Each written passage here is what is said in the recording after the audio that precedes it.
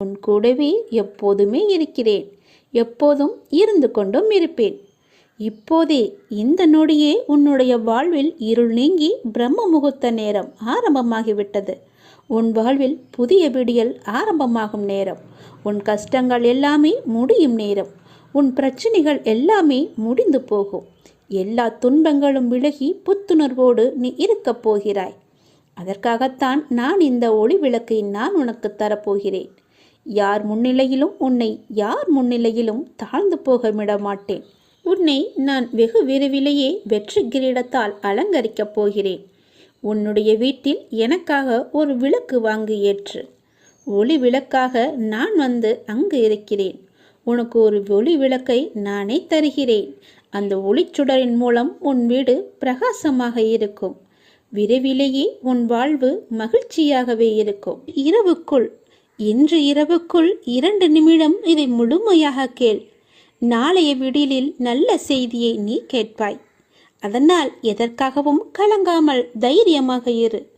வெகு நாட்களாக நிறைவேறாமல் இருக்கும் காரியம் இப்போது உனக்கு கைகூடி வரப்போகிறது. நீ துயரத்திலிருந்து விடுபட போகிறாய். நீ வீணாக வருத்தப்படுவதை தவிர்த்துவிடு என் தங்கமே. உனது வாழ்க்கைக்கு நானே பாதுகாப்பு. ஒரு நல்ல வாழ்க்கையை நான் உனக்கு அளிக்கப் போகிறேன்.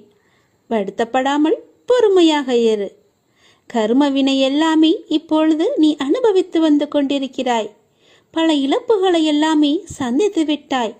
உனது வாழ்க்கையை நிர்ணயிக்கப் போவது யார் என்று நினைக்கிறாய்? நான் தான். உனது வாழ்க்கை தரத்தை மாற்றி அமைக்கப் போகிறேன். உனது வாழ்க்கை முழுவதுமே என்னுடைய பொறுப்பாக நான் அதை ஏற்றுக்கொள்கிறேன். உன்னுடைய வம்சாவளியே நன்றாக இருக்கப் போகிறது. நீ கேட்கும் பொழுது உனக்கு நான் அதை அள்ளி அள்ளி தரப்போகிறேன். நீ எப்போது என்னிடம் வந்து கேட்பாய் என்று எதிர்பார்த்து நான் காத்திருக்கிறேன். இங்கு எதுவுமே நிரந்தரமில்லை. எதையும் வெளிக்காட்டாமல் இருக்கும் உன்னுடைய நற்குணம் எனக்கு மிகவும் பிடித்திருக்கிறது. நீ மிகவும் நல்ல பிள்ளை. உன்னை பாதுகாத்து கரை சேர்ப்பது என்னுடைய பொறுப்பு. தன்னம்பிக்கையை மட்டும் நீ இழந்து விடாதே. நான் இருக்கிறேன். உனக்கான இலக்கை நோக்கி நீ போய்கொண்டே இரு. உனக்கு துணையாக நான் இருப்பேன். உன் கஷ்ட காலங்கள் எல்லாமே முடிந்து விட்டது. நீ இழந்த அனைத்துமே உன்னிடம் வந்தடையும் நேரமும் வந்துவிட்டது. இந்த கடந்து போன கடினமான நாட்களிலும் என்னை மறவாமல் எனக்கு அன்புடன் நீ அமுது படைத்தாய் அல்லவா? அப்படி இருக்கும்போது உன்னை நினைத்து நான் கண்களில் கண்ணீர் அருவியாக பெருகி உன்னை பார்த்து கொண்டிருந்தேன். பொழுது மற்றவர்களுக்கு உதாரணமாக போகின்றது. நீ விதைத்த நல்ல செயல்கள் எல்லாமே இப்போது விதைக்க தொடங்கிவிட்டன. நல்ல விருட்சமாக வளர்ந்து விட்டது. அது கனி கொடுக்கும் காலமும் வந்து விட்டது.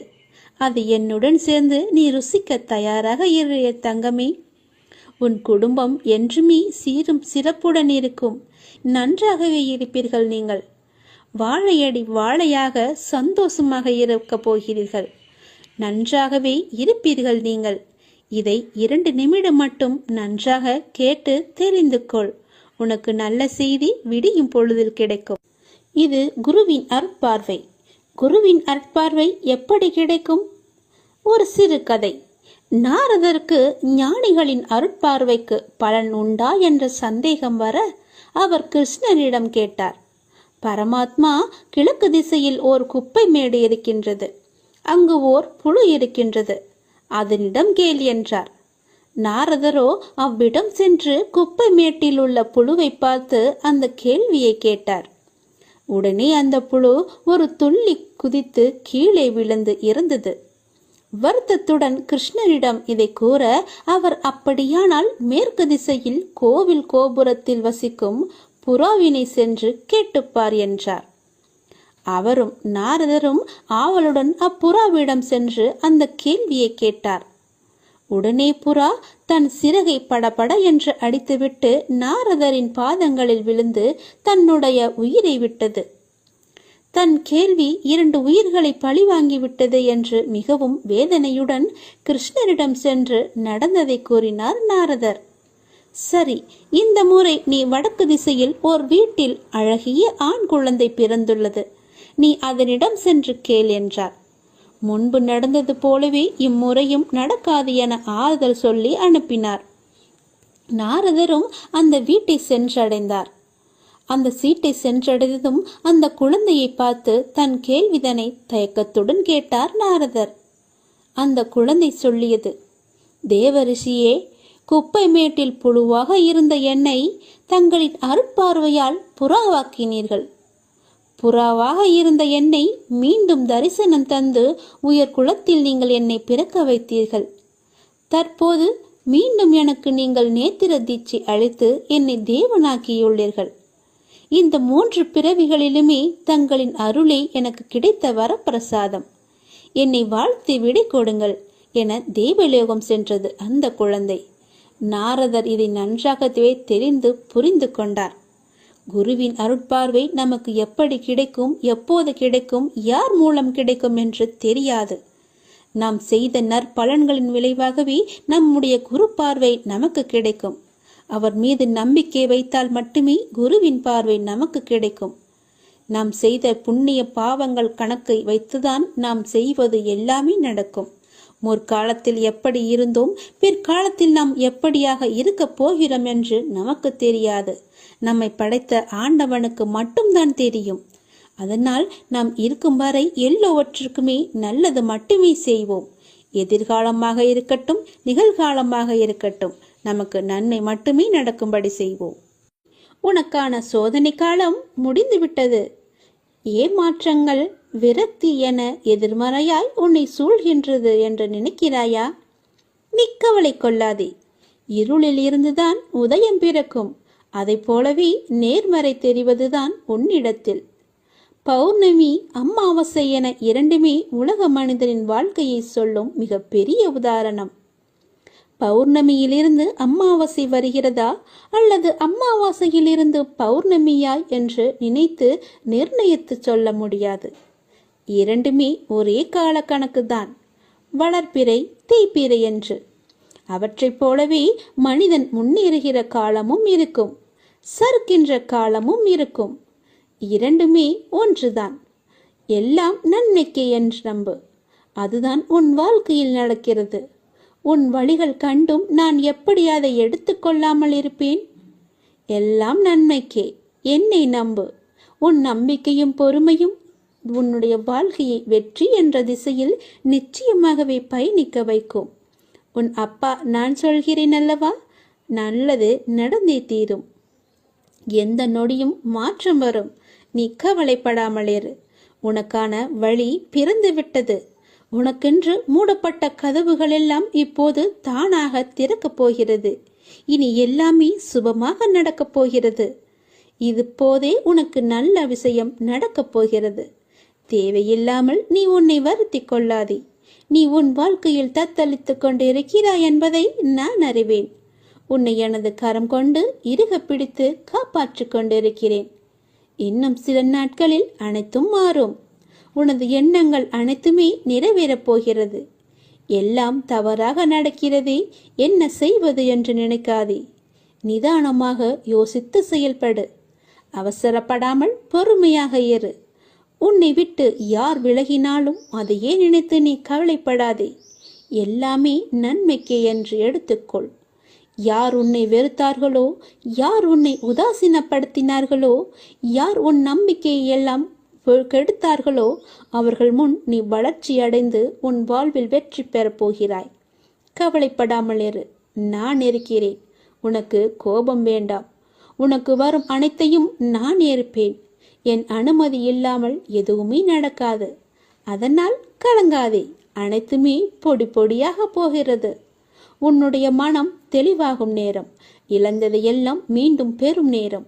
என் செல்ல பிள்ளையான உனக்கு எந்த குறையும் ஏற்படாமல் நான் உன்னை பாதுகாப்பேன். உனது வாழ்க்கைக்கு நானே பொறுப்பு. நல்லதே நடக்கும் உனக்கு. நீ முதலில் உன்னை நீ அறிந்து கொள். உலக வினை தன்னாலே நடைபெறும். நான் நடத்துவேன். நான் நடத்தி காமிப்பேன். நான் நடத்தி கொண்டும் இருக்கிறேன். நீ சாட்சியாக மட்டும் இரு. நான் எப்பொழுதுமே உன்னிடம் கூறிக்கொண்டே இருக்கிறேன். எதிலுமே முன் நிற்காதே. உடல் என்றால் நோய் வரும், மூப்பு வரும், மரணம் வரும். இது நிரந்தர உண்மை. எப்போதுமே உள்ளது, மாற்றமே இல்லாதது.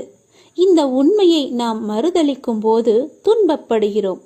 உண்மைக்கு எதிராக உலகம் இருக்க வேண்டும் என்று நம் எதிர்பார்ப்பு நமக்கு துன்பத்தை தான் தருகிறது.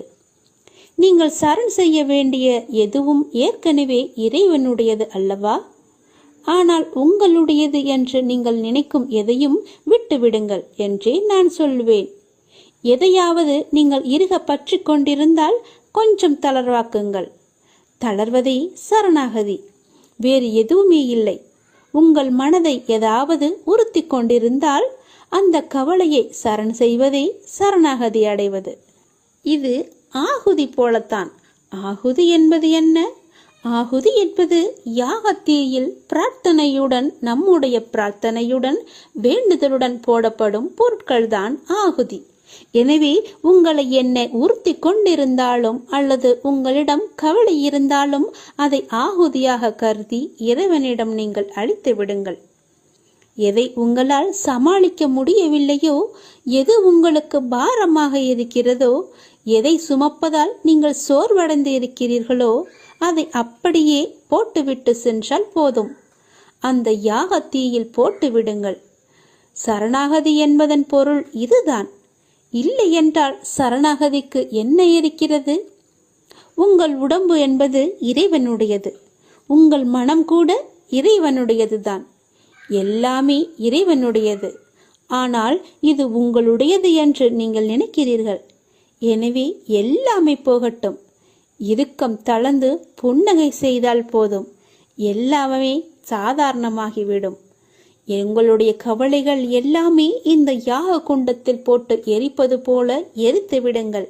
எல்லாவற்றையுமே கடவுள் பார்த்து கொள்வார் என்ற நம்பிக்கையோடு இருங்கள். விதியை வெல்லவும் அதன் பிடியிலிருந்து விலகி நிற்கவும் இரு வழிகளே உண்டு. ஆன்மா விதியால் கட்டுப்படுவதில்லை என அறிதல் ஒரு வழி.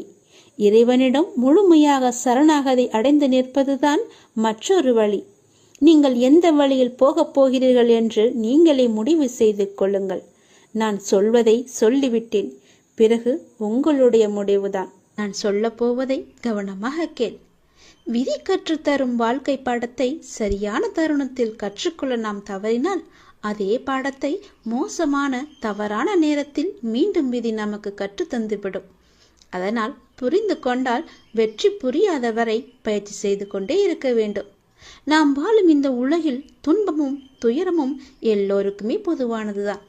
அதை கையாளும் விதம்தான் வேறு வேறு ஆளுக்கு மாறுபடும். சிலர் முறையாக கையாள தெரியாமல் சோர்ந்து தடுமாறி முயலாமல் முடங்கி போய்விடுவார்கள். சிலர் நேரான வழியில் விடாமுயற்சி செய்து நினைத்ததை சாதித்து விடுவார்கள். ஆழ்கடல் அனைவருக்கும் ஒன்றுதான். மூச்சடக்கி மூழ்கினால் முத்துக்கள் கிடைக்கும். வலிமையுடன் வளைந்து வலை வீசினால் மீன்கள் கிடைக்கும். இரண்டையும் செய்ய முன்வராமல் கரையை மட்டும் தொட்டால் கால்கள் மட்டுமே நனைந்து ஈரமாகும்.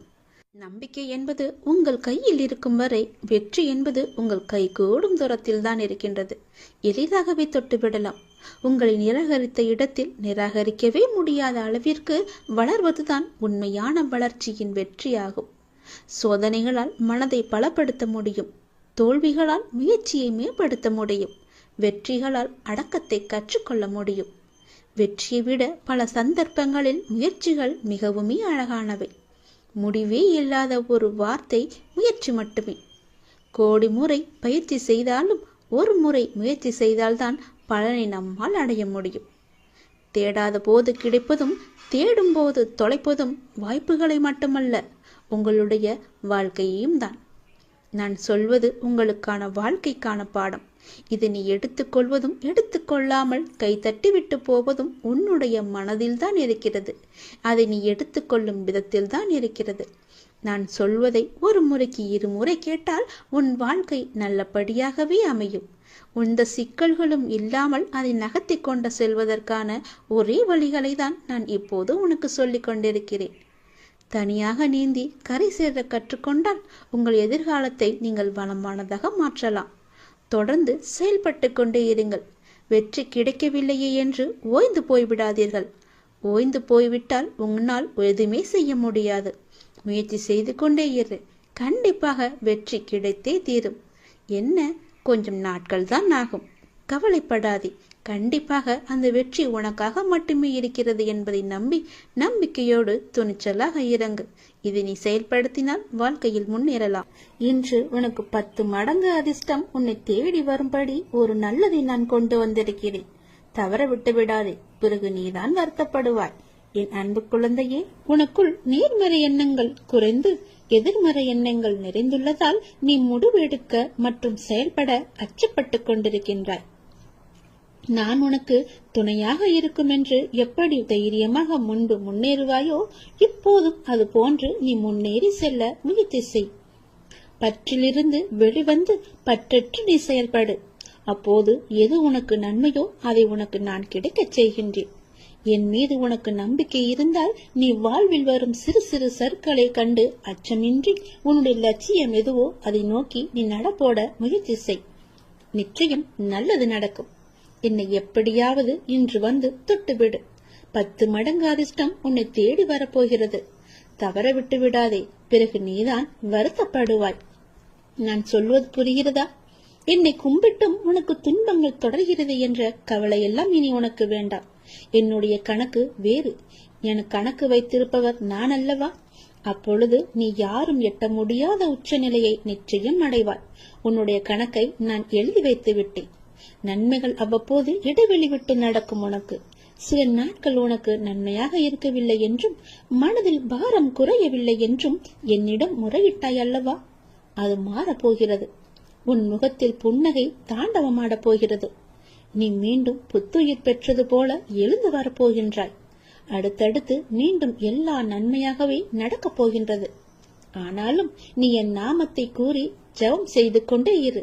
இடைவிடாது தொடர்ந்து கொண்டே இரு. அது உன்னுடைய நன்மையான நாட்களை அதிகரிக்கச் செய்யும். உன்னுடைய துக்க நாட்களை குறைக்கச் செய்யும். நான் சொல்வது புரிகிறதா? எல்லா நன்மைகளுமே உன்னை தேடி வந்து கொண்டே இருக்கிறது. எதை பற்றியும் இனி கவலைப்பட வேண்டிய அவசியமில்லை. நீயோ ஒரு குழப்பத்திலிருந்து உன்னுடைய மனமானது வெளிவருகின்றது. மீண்டும் வேறொரு குழப்பத்தில் சென்று மாட்டிக்கொள்கிறது. இது எதனால் என்று யோசித்து பார்த்தாயா? இது எல்லாமே நீதான் காரணம். வாழ்க்கையில் நிகழ்வுகள் தொடர் சங்கிலியாக நிகழ்ந்து கொண்டே இருக்கும். என்னை நம்பி இருக்கும் உன்னை ஒவ்வொரு பிரச்சனைகளிலிருந்தும் நான் அடுத்தடுத்து விடுவித்துக் கொண்டுதான் வருகின்றேன். ஆனால் நீதான் அதை உள்மனதாக ஏற்றுக்கொள்ள முடியாமல் தவித்துக் கொண்டிருக்கின்றாய். இன்னும் என் பிரச்சனை முடியவில்லை என்ற கோணத்திலேயே நீ என்னை பார்த்து கொண்டிருக்கின்றாய். உன் மனம் ஒன்றிலிருந்து மற்றொன்றை கண்டு குழம்பி தவித்து போகின்றது. இதுவும் சரியாகும். விரைவாகவே எல்லாமே சரியாகும். நான் உனக்கு துணை இருக்கிறேன். கவலைப்படாதே. எல்லாம் நல்லதாக நடக்க நான் உனக்கு ஆசைகள் வழங்குகின்றேன். இன்று என்னை எப்படியாவது வந்து பார்த்துவிடு அல்லது தொட்டுவிடு. 10 மடங்கு அதிர்ஷ்டம் உன்னை தேடி வந்து கொண்டிருக்கிறது.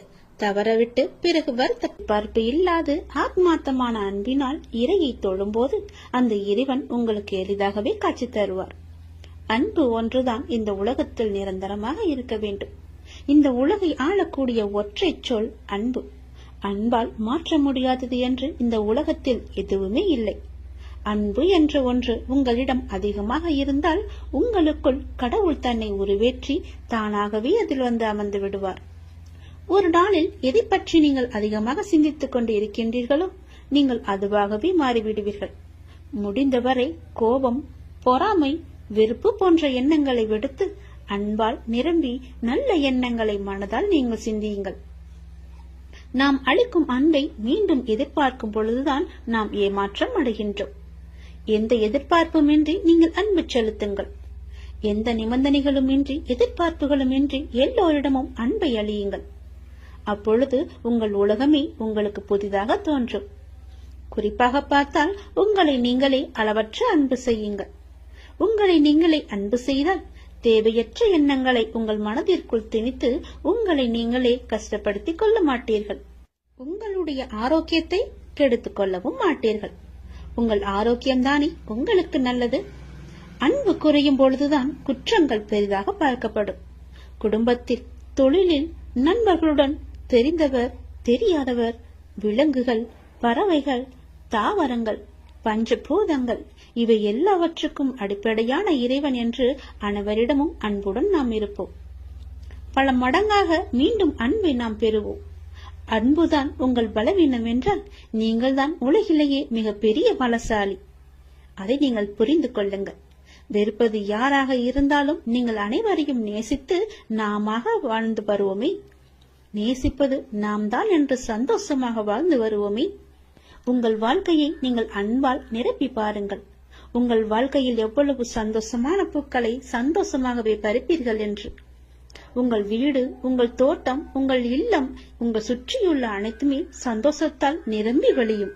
அதனால் யாரிடமும் அன்பு செலுத்த நாம் தவற வேண்டாம், மறக்கவும் வேண்டாம். உங்கள் மனதில் எதையோ நினைத்து கவலைப்பட்டு கொண்டிருக்கவும் வேண்டாம். எதை பற்றியும் நீங்கள் கவலையும் படாதீர்கள். என்னை நினைத்து உங்கள் வீட்டில் ஒரே ஒரு விளக்கு ஏற்று. உன்னுடைய மனநிலையை நான் மாற்றி காமிக்கின்றேன். உன் மனம் முழுவதும் நானே வந்து அமர்ந்து அந்த இடத்தில் அன்பை பொழிய வைக்கின்றேன்.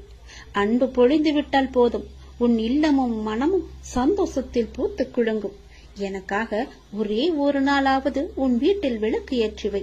உன் மனநிலை மாறி சந்தோஷமாக இருப்பதை நீயே பார்ப்பாய்.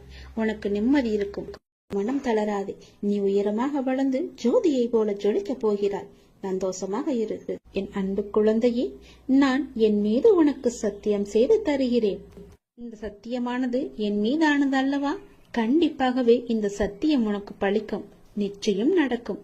இது கேட்டு முடித்த 10வது நிமிடத்திலேயே நடக்கும். மிக பெரிய அதிர்ஷ்டம் உன் வீடு தேடி வரும். நீயே எனக்கு நன்றி சொல்ல போகின்றாய்.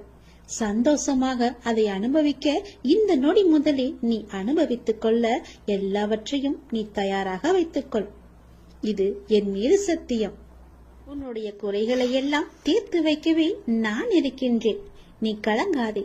நீ மனமுடைந்து சிந்தும் கண்ணீர் துளிகளுக்கு மதிப்பு அதிகம்.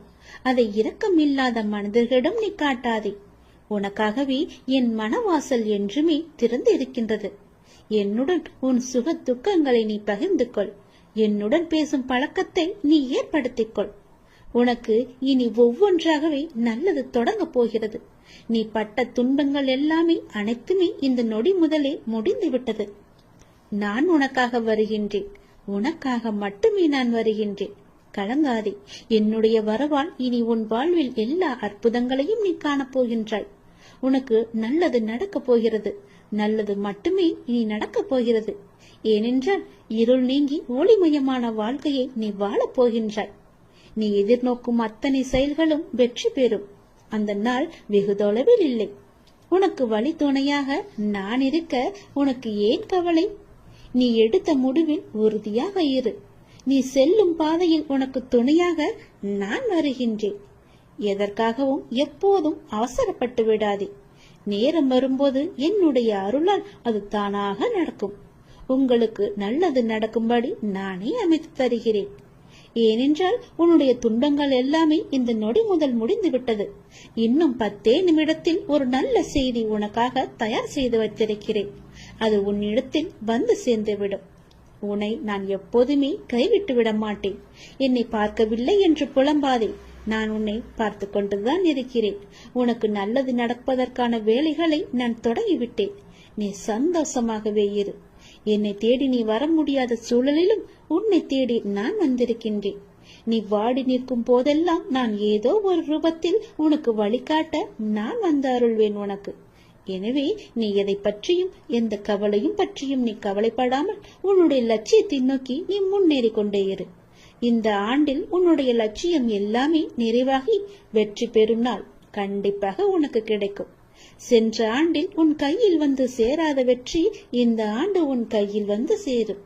நேர்மறை எண்ணம் உனக்குள் எப்போதுமே இருக்க வேண்டும். நல்லது நடக்க நான் உனக்கு துணை இருக்கின்றேன். இது என் மீது சத்தியம். நிச்சயம் நடக்கும். 10 நிமிடத்தில் உனக்கான அதிசயம் நடைபெற போகிறது. சந்தோஷமாக இருக்க போகிறாய் நீ.